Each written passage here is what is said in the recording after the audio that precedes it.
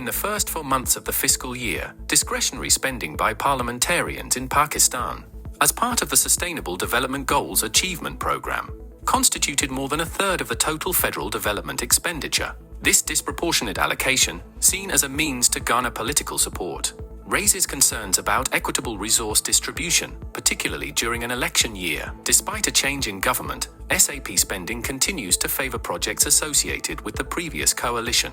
This trend persists for the third consecutive year, constraining infrastructure development due to significant cuts. Official data reveals that out of the total spending on the public sector development program of 76 billion rupees in the 4 months from July to October, the largest chunk, 27.15 billion rupees, was channeled to parliamentarian schemes. This spending amounts to roughly 1/3 of the total budget allocated for this head, i.e., 90 billion rupees. The SAP spending accounts for over 35% of the total PSDP expenditure, raising questions about its 9.5% share in the overall PSDP budget. Excluding SAP expenses, the actual development expenditure by 36 ministries and divisions amounted to just 37 billion rupees, a mere 6.6% of the 563 billion rupees allocation.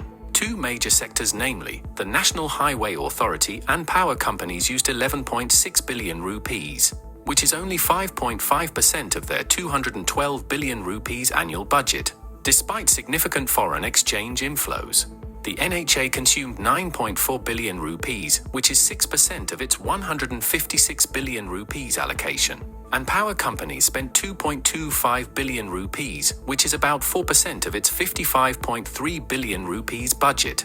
The Higher Education Commission could only utilize 3.1 billion rupees, which is 5% of its 170 billion rupees annual budget, while the Housing and Works Division spent 3.1 billion rupees, which is about 7.5% of its 41 billion rupees allocation. In the July-October period, the government authorized a total of 301 billion rupees for disbursement, including 239 billion rupees for 36 ministries and divisions, and 61 billion rupees for the NHA and power companies. Overall, the data highlights concerns about the distribution of development funds and the impact on critical sectors, such as infrastructure and education.